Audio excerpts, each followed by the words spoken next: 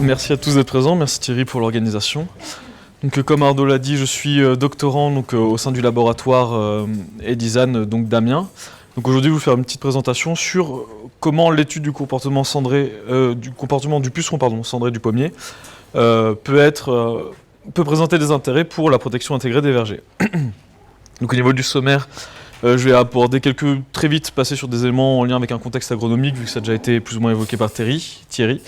Ensuite, j'ai détaillé un peu comment ma thèse, l'objectif de ma thèse est de trouver des alternatives pour lutter contre les ravageurs du pommier. Donc comment ça s'inscrit aussi dans le cadre du projet Proverbio. Et ensuite, je vais étudier en fait 3 différents leviers. Pour évaluer ces leviers, je vais étudier le comportement du puceron cendré. Donc un premier niveau sur des facteurs de résistance, de l'amélioration variétale du pommier domestique. Et après d'autres éléments en lien avec l'utilisation de fongicides d'origine bactérienne et l'utilisation d'huiles essentielles pour valoriser leurs propriétés répulsives ou insecticides. Une petite traduction en néerlandais, je vous prie de m'excuser, la suite n'est pas traduite, mais j'espère aller assez vite pour qu'on ait le temps d'aborder d'éventuelles questions et que je puisse repréciser différents éléments. Donc assez vite, comme on l'a dit, les vergers sont soumis à de nombreux produits phytosanitaires. Il y a des directives nationales, internationales pour limiter l'utilisation de ces produits. Donc en effet, comme Thierry a pu le rappeler, les pommiers sont sensibles à de nombreux bioagresseurs, en plus sur différentes parties de l'arbre, que ce soit sur la feuille, sur le fruit, mais aussi sur le tronc. Donc on a un nombre important de bioagresseurs, que ce soit des insectes ou des pathogènes, ce qui est en lien avec beaucoup de traitements, et donc ce qui nécessite de développer des alternatives pour limiter ce nombre de traitements. J'en détaille quelques-unes, mais je suppose que c'est assez connu. Il y a la confusion sexuelle. Donc en fait, par exemple pour le Carpocaps du pommier, le mâle trouve la femelle à l'aide de phéromones. On sature l'environnement en phéromones pour éviter que les partenaires puissent se rencontrer et initier leur reproduction. On va avoir des choses en lien avec la lutte biologique, que Thierry a détaillé un peu. Voilà, on va se baser sur des parasitoïdes prédateurs, soit par augmentation en mettant des éléments semi-naturels dans les parcelles, soit par inondation en faisant des lâchers. Donc on peut combiner ces deux approches.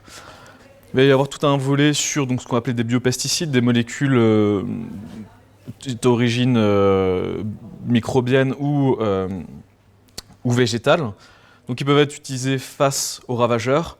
On a des choses assez connues contre le Carpocaps du pommier, des virus comme le CPGV ou des bactéries comme Bacillus thuringiensis.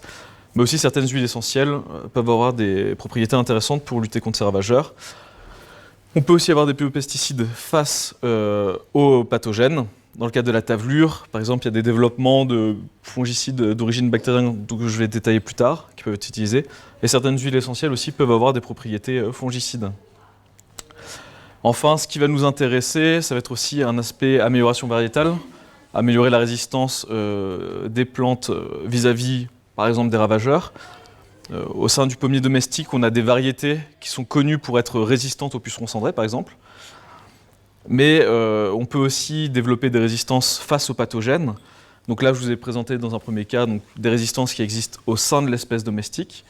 Mais comme l'a dit Amandine, en fait, on peut explorer des espèces sauvages pour chercher des résistances. Et par exemple, il y a eu quelques études qui ont porté sur le pommier sauvage oriental, Malus sieversii, dans la recherche de résistance vis-à-vis du feu bactérien. Voilà, pour une petite introduction globalement dans le contexte agronomique, je vais arriver plus sur l'objectif de ma thèse. Donc en fait, qui s'intègre un peu dans les objectifs du projet Proverbio, l'objectif est de réguler notre ravageur. Ici, j'ai présenté en fait une chaîne alimentaire. On a un producteur primaire, une plante, ici notre culture, qui va être consommée par un consommateur primaire, le ravageur, qui lui-même est consommé par un auxiliaire. Donc en fait, si on souhaite réguler ce ravageur qui est au centre de notre chaîne alimentaire, on a 2 options. Soit le réguler via la plante, soit appelé une approche bottom-up, une régulation ascendante d'un niveau trophique inférieur vers un niveau trophique supérieur.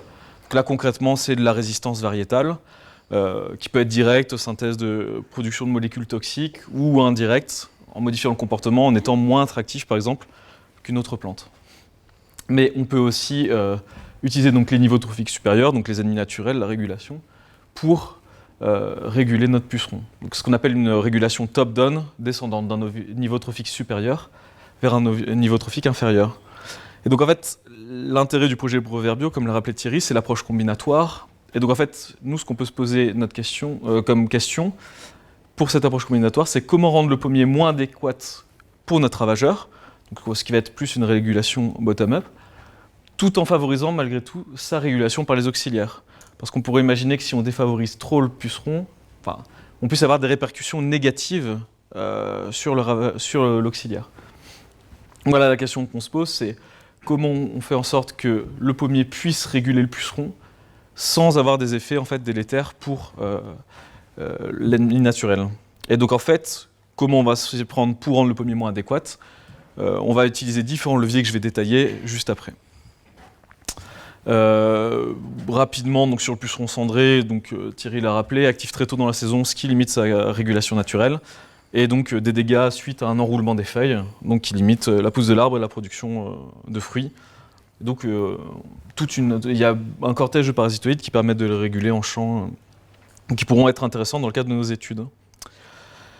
Donc comme le titre d'introduction, notre objectif, ça va être d'étudier le comportement des différents insectes qui sont présents ici dans ma petite chaîne alimentaire. Globalement, au niveau du ravageur, ce qu'on va regarder, c'est le comportement de colonisation de la plante par le puceron. Comment le puceron colonise la plante? Bien sûr, ça va passer par plusieurs étapes. Il va devoir en fait tout d'abord localiser la plante, et donc ce qu'on va appeler le comportement d'orientation. Donc là, j'ai mis migration, atterrissage. Je vais quand même plutôt par la suite me concentrer sur des individus qui ne sont non ailés. Mais donc voilà, il va devoir localiser la plante, ça peut être par des indices visuels, des indices olfactifs, qui permettent de la localiser et de s'y diriger. Ensuite, il va s'alimenter sur la plante. Donc là, Carnot en fait, vous a détaillé donc, sur le comportement alimentaire. Et enfin, il va initier une reproduction.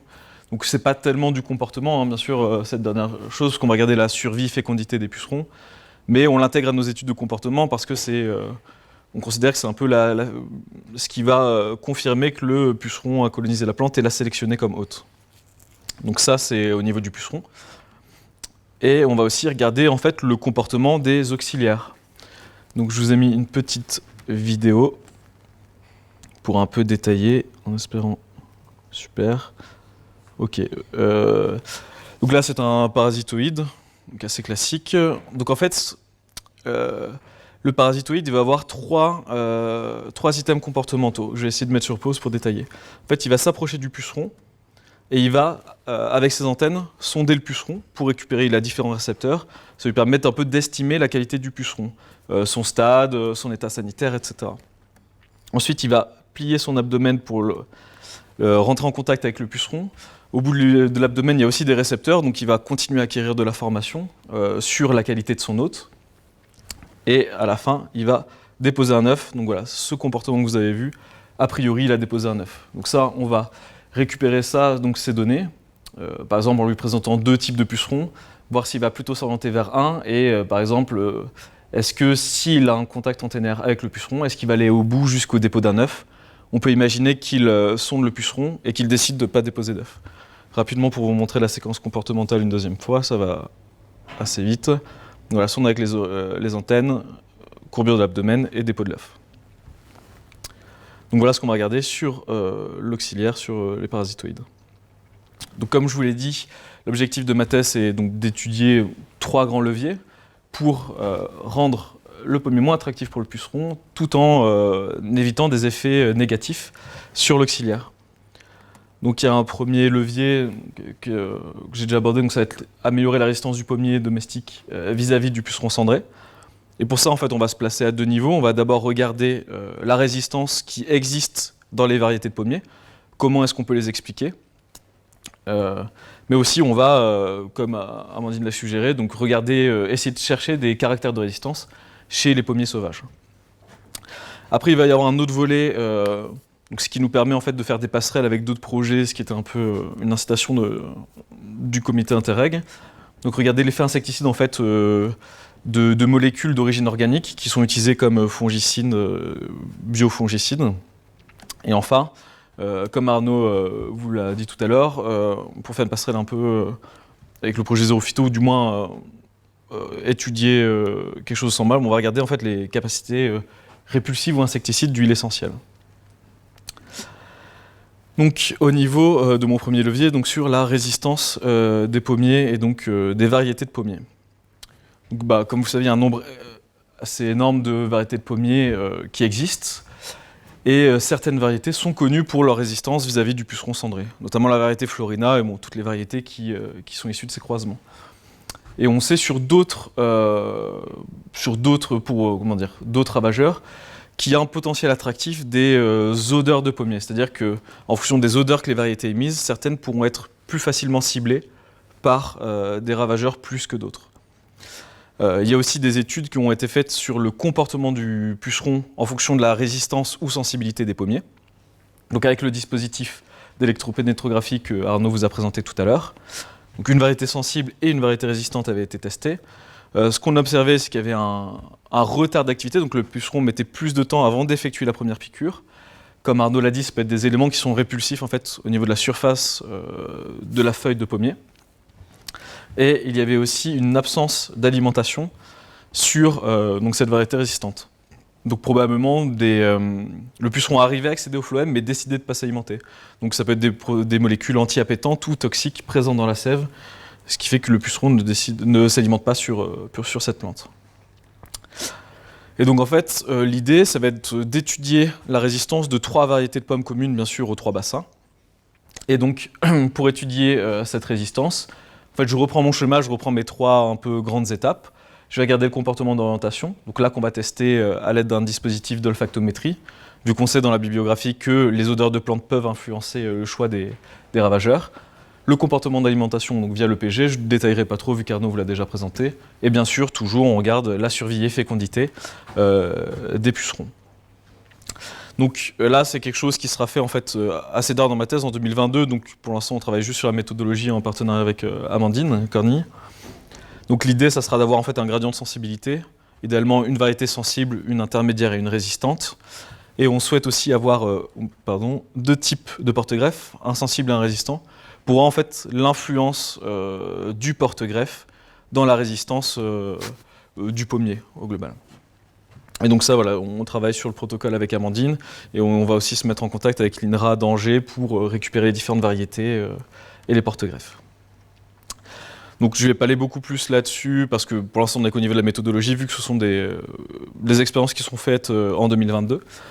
Par contre, je peux arriver sur... Ah mince, pardon, oui, j'avais oublié. Rapidement le détail puisque l'idée c'est comment en fait l'étude du comportement du puceron cendré peut nous aider à identifier des leviers utiles pour la réduction des produits phytosanitaires. Donc là, je vous présente l'olfactométrie. L'idée, c'est de mettre dans un dispositif en fer Y aux extrémités 2 différentes plantes, idéalement de variétés de pommiers.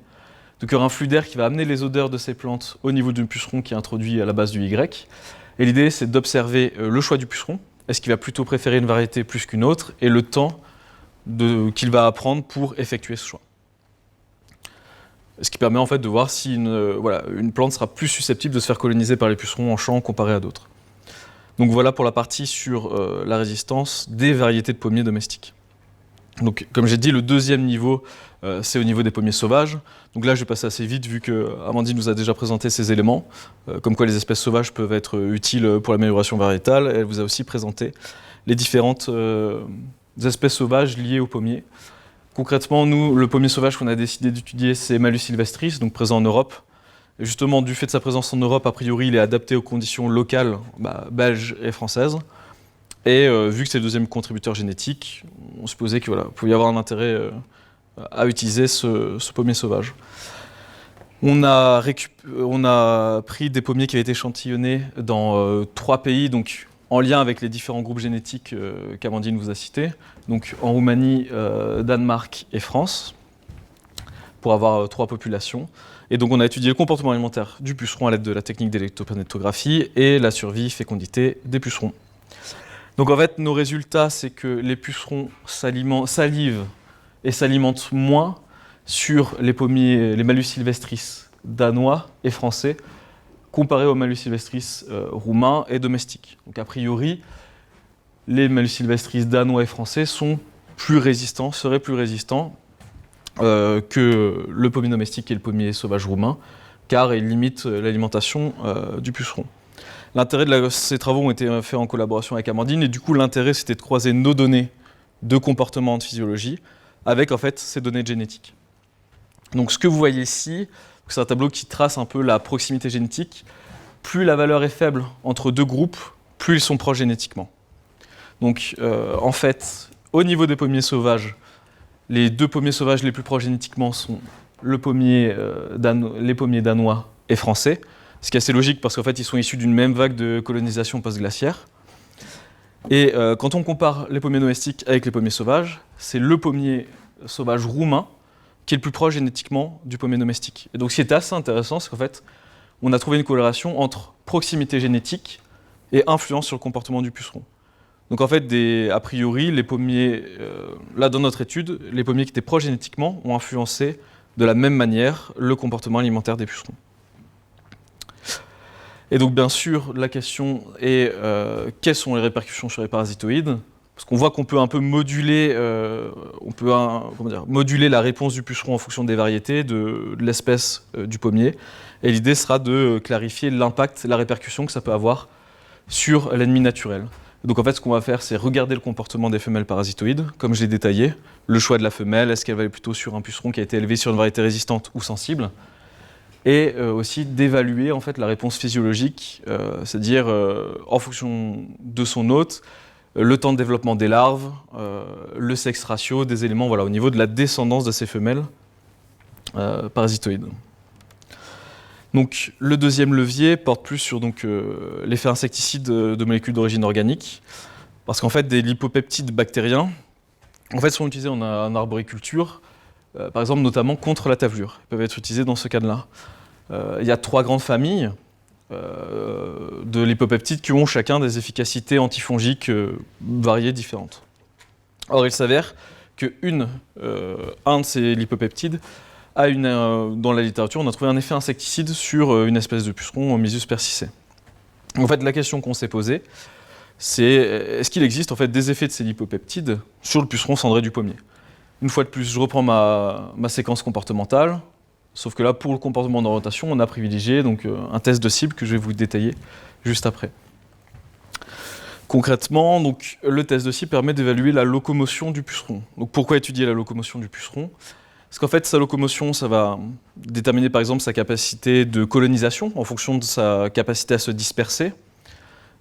Si on prend dispersion et vitesse, ça peut représenter son potentiel de vection de phytovirus. Donc ça, à quelle zone il va pouvoir répandre le virus et à quelle vitesse il va pouvoir répandre. Et ça va aussi déterminer sa sensibilité vis-à-vis des prédateurs. Un puceron qui se déplace plus peut être plus facilement ciblé par un ennemi naturel. Donc concrètement, quand on fait ce genre d'expérience, on dépose un puceron au centre d'une cible qui contient 10 zones.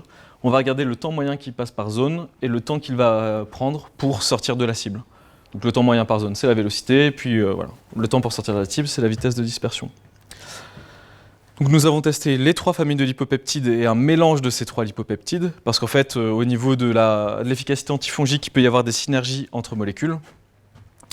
Et ça a été appliqué en contact topique.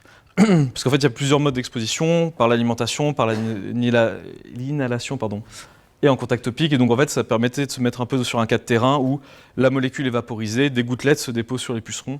Donc, on trouvait que c'était ce qu'il y avait de plus raccord avec le terrain. Et donc ça nous permet de faire un lien avec les projets AgriBiopom et parce qu'on le fait en partenariat avec François Courte, qui est aussi à l'université Charles-Violette.